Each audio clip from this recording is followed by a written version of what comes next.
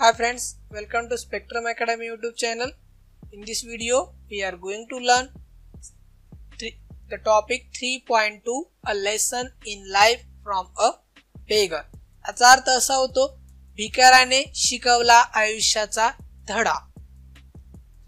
हा पाठ खूप इंटरेस्टिंग आहे बघा. एक सुधा आणि एक मीना अशी दोन मैत्रिणी असतात आणि एक मैत्रीण नेहमी निगेटिव्ह विचार करत असते, नेहमी डिप्रेस राहते, दुःखी राहत असते आणि जेव्हा ती एका भिकाऱ्याला भेटते आणि तेव्हा तिला त्या भिकाऱ्याकडून कोणती गोष्ट आयुष्यात शिकायला भेटते आणि तिचं आयुष्य अगदी आनंदी त्या दिवशीपासून तिला होतंय आणि भिकाऱ्याने आयुष्यात कशा प्रकारे तिला धडा शिकवला आणि आयुष्यात निगेटिव्हचं पॉझिटिव्ह राहायला कसं शिकवलं, प्रत्येक क्षणाचा आनंद घ्यायला कशा प्रकारे शिकवलं ते आपण या पाठातून बघणार आहोत.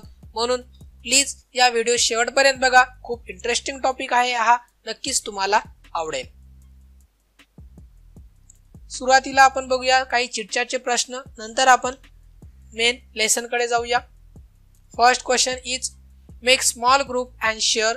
छोटासा ग्रुप बनवायचा आहे तुम्हाला आणि त्यांच्यासोबत मित्रांसोबत गप्पा मारायच्या आहेत. A piece of advice that stopped a bad habit in you.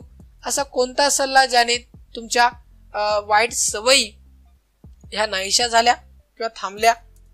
A quote proverb that you love to use often. असा कोणता कोट्स आहे, म्हण आहे किंवा सुविचार आहे जे नेहमी तुम्हाला वापरायला आवडतोय ते तुम्ही डिस्कस करायचं आहे.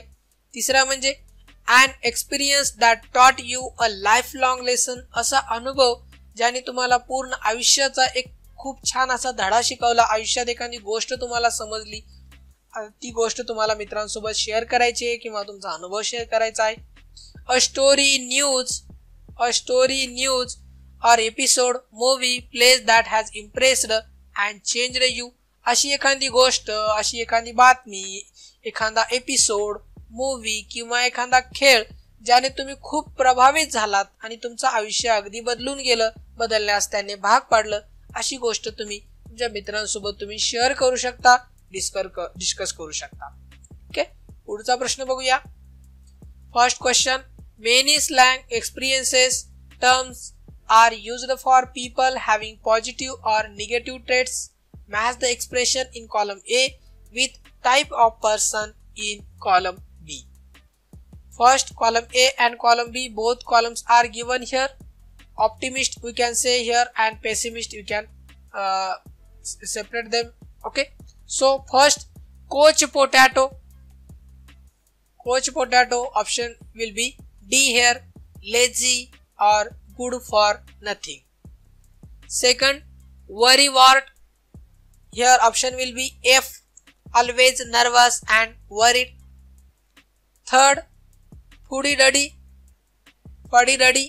third will be, its answer will be G, old fashioned or refuse change.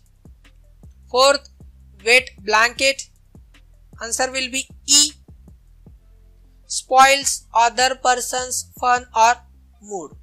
You can call him a wet blanket. Whiz, brilliant or genius. Black sheep, C, shameful person. Live wire, option will be B, very energetic or active. Question number 2, discuss with your group and write the differences in a reaction of an optimist and pessimist. Here one table is given. Failure in exam or test, so optimist reaction will be I will try my level best in next exam. Pessimist reaction will be like this, leave it, it is not my cup of tea. Second, lose a good amount of cash. Optimist reaction will be bad luck streak. Pessimist will be what a bad luck. Unexpected rainfall or bad weather. Optimist reaction will be let's enjoy the rain, and pessimist shit this rain again. Illness, optimist reaction will be I want to get well as early as possible, and pessimist reaction will be I will die. Extra classes in school, optimist reaction will be teacher is going to teach us something new, and pessimist reaction will be, what will it serve? It is a waste of time. Okay. Next, now we will turn toward our extract. First extract is here. First passage is given here. Meena is a good friend of mine. She is an LIC officer earning a good salary. Meena माझी एक चांगली मैत्रीण आहे आणि ती एका विमा कंपनीमध्ये चांगल्या पगाराची अधिकारी म्हणून काम करते. ओके, चांगल्या पगाराची नोकरी आहे तिला. LIC ऑफिसर आहे ती आणि एका LIC ऑफिसर आहे आणि ती चांगल्या प्रकारे कमाई सुद्धा करते आणि ती माझी एक चांगली मैत्रीण आहे. But there was always something strange about her. पण तिची एक गोष्ट मला नेहमी खटकत असते. She was forever unhappy. ती नेहमी दुःखी राहते. Whenever I met her, जेव्हा मी तिला भेटते, I would start to feel depressed. आणि मी कधीही जेव्हा तिला भेटते तेव्हा ती औदासीन आणि उपक्षावादी वृत्ती म्हणजे अगदी ती नर्वस असायची. It was as though her gloom and cynicism had a way of spreading to other. आणि बघा ती काय करायची, तिचं ते औदासीनता, उपेक्षा वृत्ती, सायनिसिझम म्हणूया त्याला आपण, ती नेहमी दुसऱ्याला सुद्धा वाटत फिरायची आणि दुसऱ्याचा मूड सुद्धा स्पॉइल करायची, खराब करायची. She never had anything positive to say on any subject or on any person. तिच्याकडे कुठलाही विषय असो, कुठलीही व्यक्ती असो, ती कधीच कोण्या विषयाविषयी, कोण्या व्यक्तीविषयी कधीच सकारात्मक बोलत नसे, नेहमी नकारात्मक बोलत असे. For instant I might say her. एका क्षणासाठी, आता हेच बघा ना, मी तर तिला असं म्हटले, I might say to her, Meena did you know Rakesh has come first in his school. जर मी तिला असं म्हटलं, मीना तुला कळलं का की राकेश त्याच्या शाळेत पहिला आला आहे. ओके, तर मीनाज रिॲक्शन बघा. Meena's immediate response would be to belittle the achievement. Naturally his father is a school teacher, she would say. बघा, तर असं कोणी जर म्हटलं तर मीनाचं रिॲक्शन कशी असेल, ती मीना ताबडतोब त्याच्या यशाला कमी लेखल आणि असं म्हणेल, साहजिकच आहे, त्याचे वडील शाळेत शिक्षक आहेत, मग तो टॉप करणारच आणि तो येणारच, अशी मीनाची रिॲक्शन असेल. If I said Meena, Shweta is a very beautiful girl, isn't she.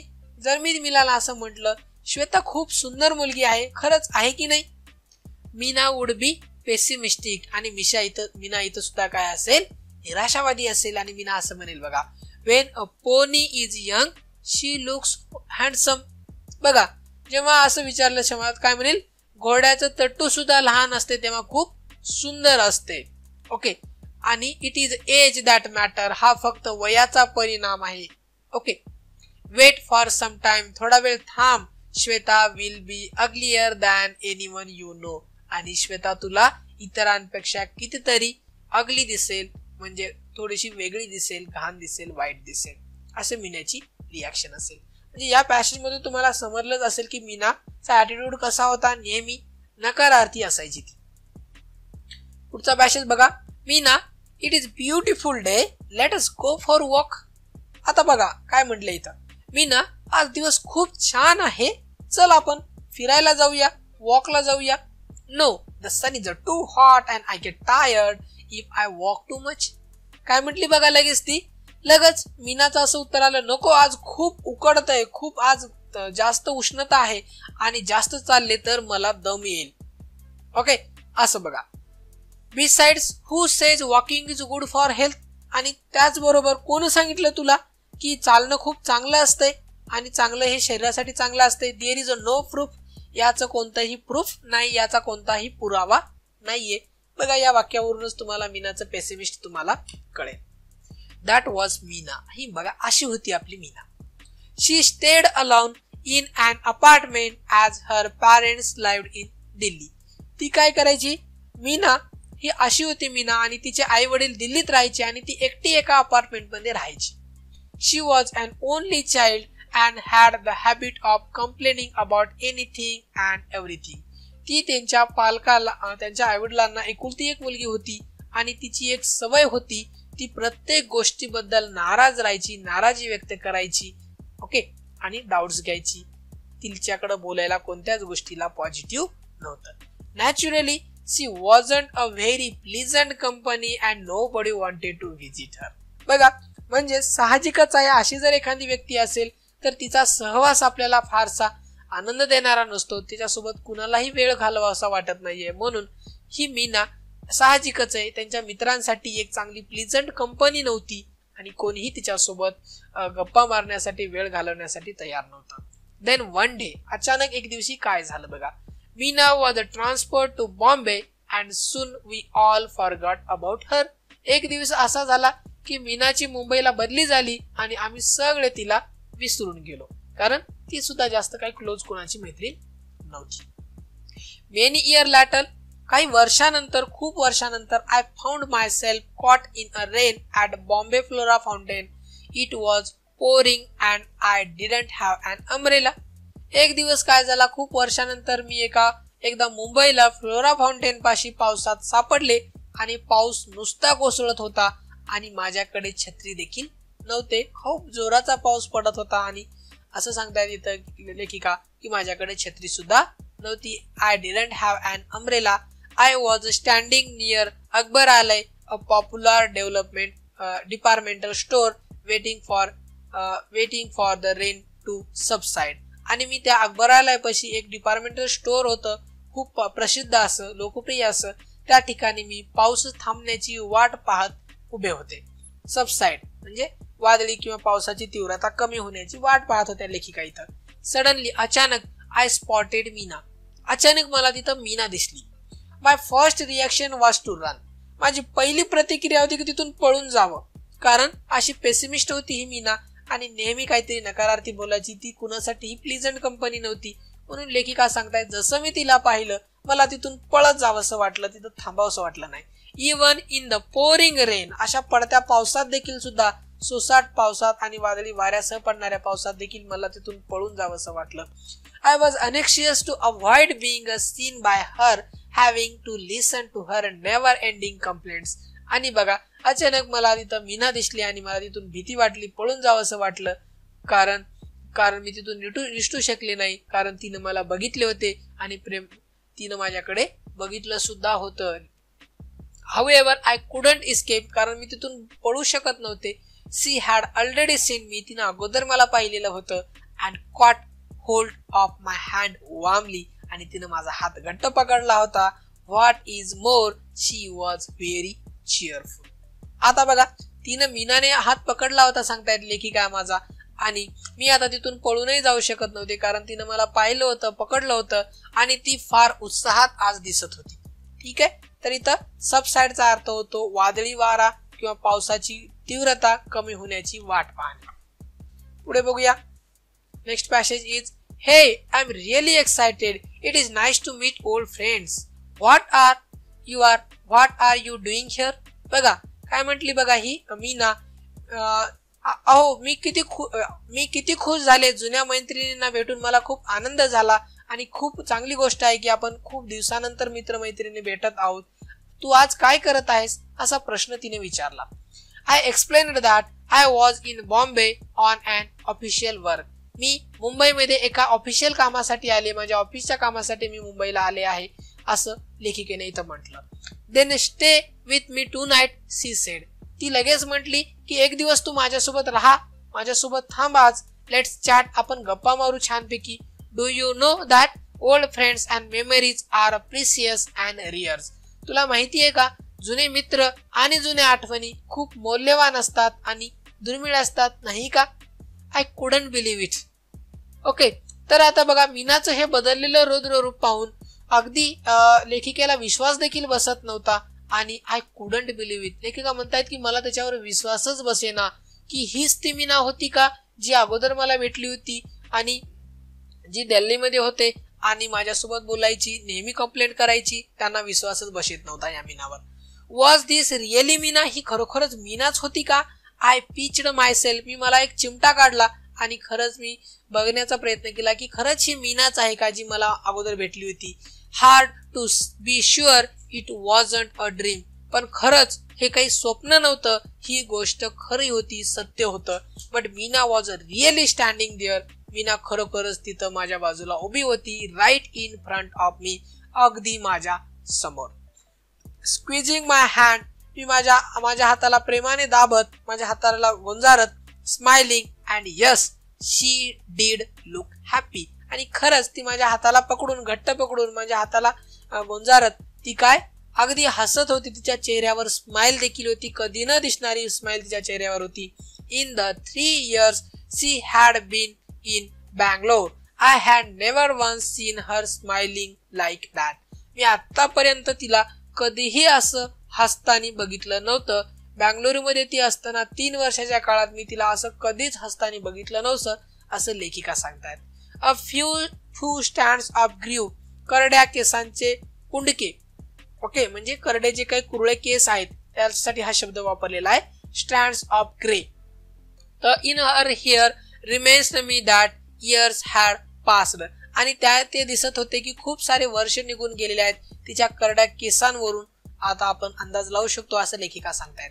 There were a few wrinkles in her face, थोड्याशा सुरकुट्या देखील तिच्या चेहऱ्यावर पडल्या होत्या कारण तिचं थोडंसं वय झालं होतं. But the truth was that she looked more attractive than ever before. पण जरी तिचे केस तसेच रिंकल झाले असले केसांवर, जरी तिच्या चेहऱ्यावर रिंकल्स पडले असले, स्ट्रँड ऑफ ग्रे हेअर जरी झाले असले, म्हणजे त्याचे केस जरी थोडेसे तसे झाले असले, तरीही ती अगोदरच्या पेक्षा कितीतरी जास्त सुंदर दिसत होती. Finally I managed to say that Meena, no Meena, I couldn't say stay with you tonight. मी तिला कसं बसं म्हटलं, शेवटी मी तिला सांगितलं, नाही मीना, आज रात्री मी तुझ्याकडे थांबू नाही शकत. I have to attend a dinner, मला काय करायचंय, रात्रीचं जेवणासाठी मला जायचं आहे. आता मला तुझ्याकडे थांबायला जमणार नाहीये. Give me your card and I will keep in touch with you, I promise. तू मला तुझे कार्ड दे आणि मी तुझ्या नक्कीच संपर्कात राहण्याचा प्रयत्न करील, आय प्रॉमिस यू, असं त्या ठिकाणी म्हटल्या लेखिका. पुढे बघूया. फॉर अ मोमेंट, थोड्याच क्षणासाठी, मीना लुक्ड डिसअपॉइंटेड. थोड्या क्षणासाठी मीना थोडीशी नाराज झाली, थोडंसं डिसअपॉइंटेड वाटली. पण let's go and have a tea at least, she insisted. थोड्याच वेळात ती काय म्हटली, बरं जाऊ दे, नाही तर नाही, थांबणं शक्य नसेल होत तर चल आपण चहा तरी घेऊन येऊया, चहा तरी घेऊ आपण दोघं. But Meena it's pouring. So what, we will buy an umbrella and then go to the Grand Hotel, she said. ती काय म्हटली, आता तर पाऊस येतोय ना, पण मीना, आता पाऊस पडतोय आणि आता कसा आपण चहा घेणार आहे. मग काय झालं, ती म्हटली बघा, so what, we will buy an umbrella and then go to the Grand Hotel, she said. ती काय म्हटली, चल आपण छत्री विकत घेऊ आणि मग ग्रँड हॉटेलला जाऊ आणि तिथे जाऊन चहा पिऊया. We won't get a taxi in this rain, I grumbled. पुन्हा मी म्हटलं की आता अशा पडत्या पावसात आपल्याला टॅक्सी सुद्धा मिळणार नाही. आय ग्रंबल्ड म्हणजे मी पुटपुटले, कुरकुरले. So what, we will walk. मग काय झालं, आपण पावसात चालत जाऊया, अशी म्हणाली Meena. I was very surprise, मला खूप आश्चर्याचा धक्काच बसला, आश्चर्याने चकित झाले मी. This wasn't the same Meena I had know. पण जी मला माहिती होती मीना, ती ही नव्हतीच. Today she seemed ready to make any number of adjustment. आज जर पाहिलं तर ती प्रत्येक गोष्टीची ऍडजस्टमेंट करायला तयार होती, प्रत्येक तडजोड करायला ती आज तयार होती. We reached the Grand Hotel drenched. By then, the only thought in my mind was to find out who or what had brought about such a change in pessimistic Meena I had known. आणि मला जसं grand हॉटेलवर पोहोचण्याची मला खूप उत्सुकता लागली.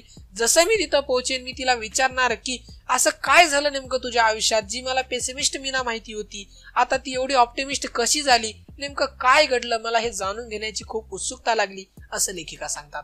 I was quite curious, मला खूप उत्सुकता लागली या गोष्टीची. Tell me Meena, is there a prince charming who has managed to change you so. काय म्हटली बघा ही, की नक्की तुझ्या आयुष्यात असं कोण एखादा प्रिन्स चार्मिंग आलेला आहे का, जेने तुझ्या पूर्ण आयुष्य बदलून टाकलं, ज्याने तुझ्या आयुष्यामध्ये एवढा बदल घडून आणला, असं कोणी प्रिन्स चार्मिंग तुला भेटला की काय, अशी मीनाला म्हणाली तिची मैत्रीण लेखिका म्हणाल्या.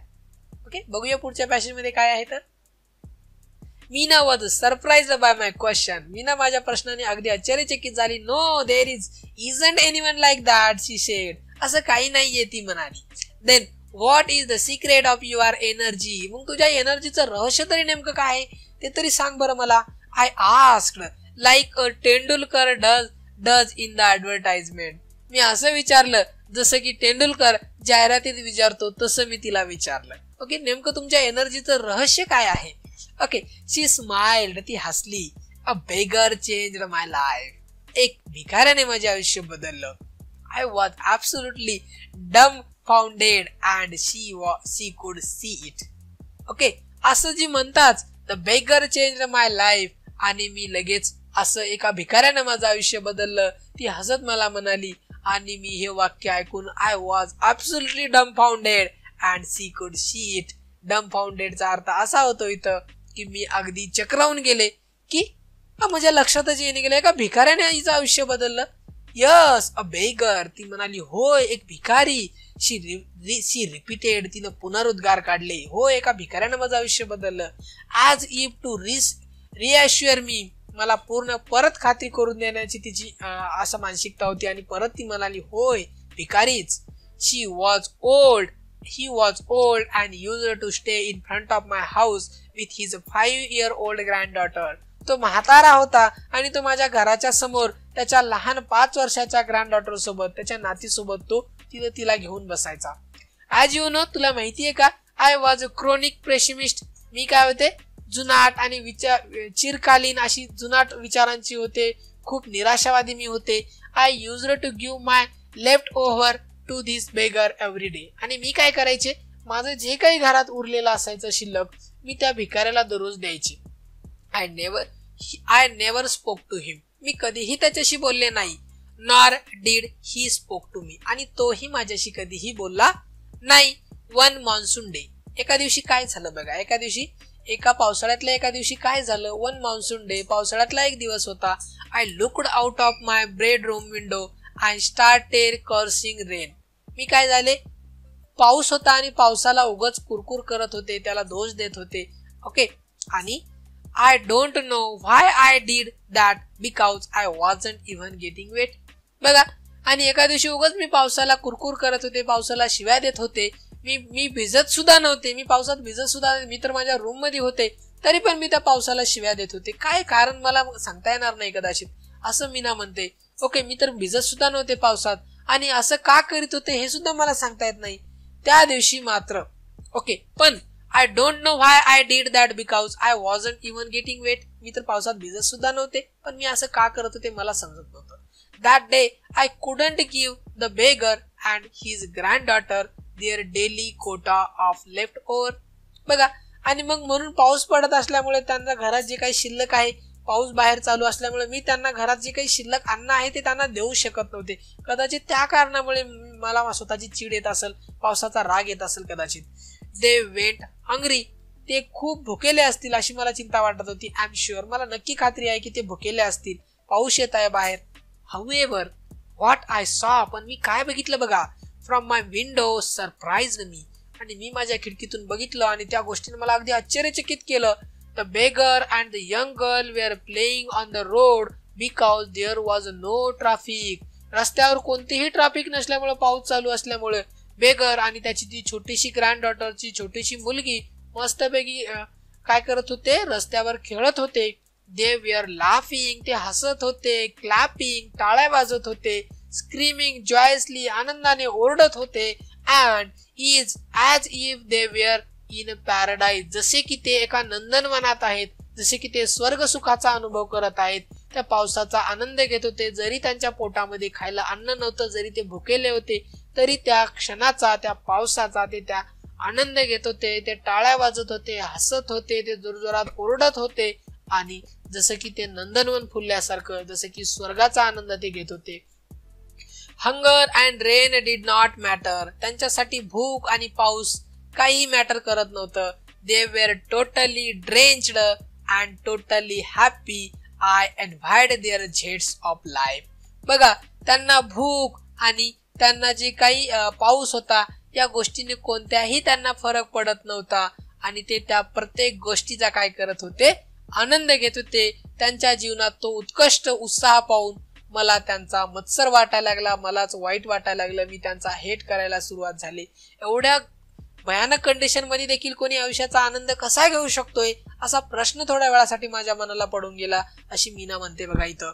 आणि मीना म्हटली मला झेस्ट म्हणजे उत्साह तो पाहून मला त्यांच्या काय वाटला, थोडासा इन्व्हाइड म्हणजे मला मत्सर थोडासा त्यांचा वाटला. पुढे बघूया काय दिलेलं आहे पॅसेज मध्ये. That scene forced me to look at my own life. आणि याच दृष्ट्यानं माझ्या स्वतःच्या आयुष्यात मला डोकायला भाग पाडलं. I realized I had so many comforts, none of which they had. आणि मला कळालं की माझ्या आयुष्यामध्ये खूप साऱ्या सुखसोयीत आहेत, खूप साऱ्या गोष्टी माझ्या आयुष्यात आहेत ज्या की त्यांच्या आयुष्यात एक सुद्धा नाहीये जी गोष्ट माझ्याकडे आहे ती.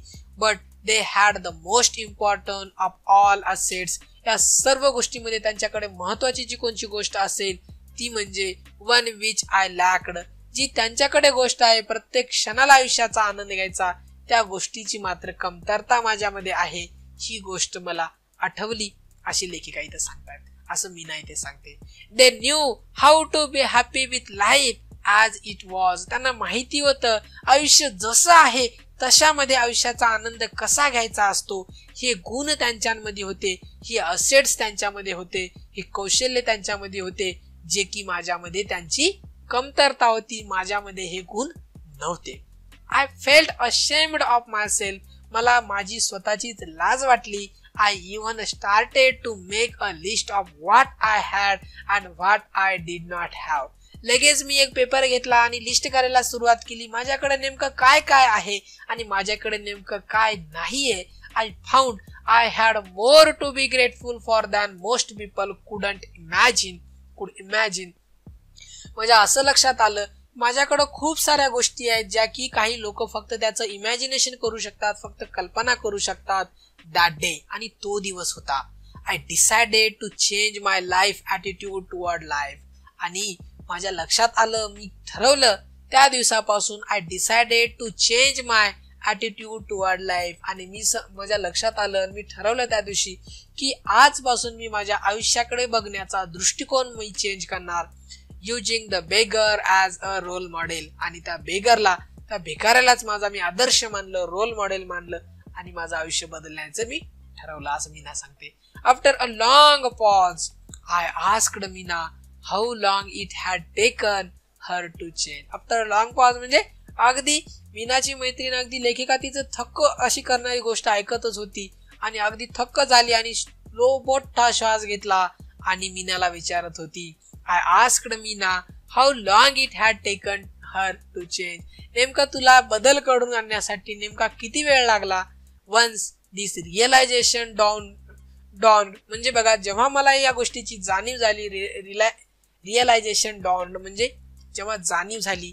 She said it took me almost 2 years to put the change into effects. म्हणजे कृतीत उतरवण्यासाठी या गोष्टीची जाणीव झाल्यापासून जवळपास मला 2 वर्ष लागली. Now nothing matters. आता मला काहीच हरकत नाहीये, कशी कंडिशन असेल तरी मी अगदी आनंदी राहते, खुश राहते आणि त्या क्षणाचा आनंद घेते, अशी मीना म्हणते. I am always happy. मी नेहमी आनंदी राहते. I find happiness in every small things, in every situation and in every person. आणि मी काय करते, प्रत्येक गोष्टीचा आनंद घेते, प्रत्येक छोट्या छोट्या गोष्टीमध्ये मी सुख शोधते, मी आनंद शोधते आणि प्रत्येक सिच्युएशनचा आणि प्रत्येक व्यक्तीमध्ये मी काय करते, आनंद शोधते, असं मीना सांगते लेखिकेला. पुढे बघूया शेवटचा पॅसेज आहे. Did you give any gurudakshina to your guru I asked. लगेच मैत्रिणीने विचारलं, लेखिकेने विचारलं, सुधाने विचारलं, तू तुझ्या गुरुला काही गुरुदक्षिणा दिली आहेस का. No unfortunately. ओके, दुर्दैवानं मी काही त्यांना गुरुदक्षिणा देऊ शकले नाही. By the time I understood things. जेव्हा मला या गोष्टीची जाणीव होईपर्यंत ते काय झाले होते, ही वॉज डेड. जेव्हा मला या गोष्टीची जाणीव होईल तोपर्यंत तो जो भिकारी होता तो मृत पावला होता, मेला होता आणि मी त्याला दुर्दैवानं कोणतीही गुरुदक्षिणा देऊ शकले नाही. But I sponsored his granddaughter to a boarding school as a mark of respect to him.